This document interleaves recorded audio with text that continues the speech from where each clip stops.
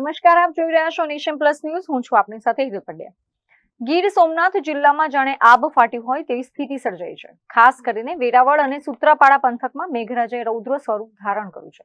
છેલ્લા 30 કલાકમાં વેરાવળમાં આભમાંથી આફત વરસી હોય તેમ અધધ 20 ઇંચ જેટલો વરસાદ ખાબક્યો છે, જેના પગલે સમગ્ર પંથક જળબંબાકાર થઈ ગયો છે. આ દ્રશ્યો છે વેરાવળના વોર્ડ નંબર 5ના, જ્યાં જુઓ ત્યાં બસ પાણી જ પાણી નજરે પડી રહ્યું છે. ભારે વરસાદ બાદ સ્થાનિક વહીવટી તંત્ર દ્વારા પાણીના નિકાલની કોઈ યોગ્ય વ્યવસ્થા ન કરાતા પરિસ્થિતિ અત્યંત ગંભીર બની છે. અનેક લોકોના ઘરોમાં ઘરવખરીનો સામાન પાણીમાં તરી રહ્યો છે. સ્થાનિક રહીશો તંત્ર સામે રોષે ભરાયા છે અને ભારે હાલાકીનો પણ સામનો કરી રહ્યા છે. બીજી તરફ સૂત્રાપાડા પંથકમાં તો કુદરતે નરસંહાર જેવો માહોલ સર્જ્યો છે. માત્ર 24 કલાકમાં જ અહીં 21 ઇંચ જેટલો ભારે વરસાદ ખાબક્યો છે.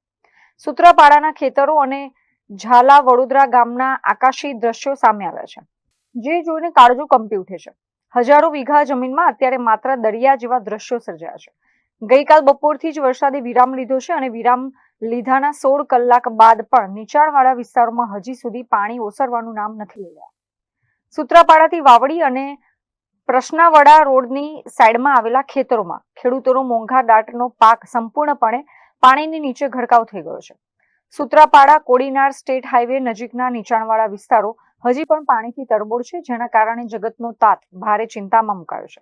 જો ગીર સોમનાથ જિલ્લાના છેલ્લા 1.5 દિવસના વરસાદના આંકડા પર નજર કરીએ તો સૂત્રાપાડામાં 21 ઇંચ અને વેરાવળમાં 20 ઇંચ, કોડીનારમાં 10 ઇંચ, તલાલામાં 5 ઇંચ અને ઉનામાં 4 ઇંચ જેટલો વરસાદ નોંધાયો છે.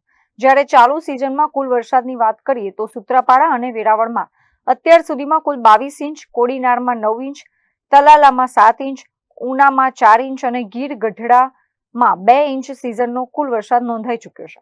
હાલ તો વરસાદી વિરામ લેતા તંત્ર અને લોકોએ રાહતનો શ્વાસ લીધો છે, પરંતુ તબાહીના નિશાન હજી પણ યથાવત છે. Mahesh Dodiya, nation plus news, Gir Somnath.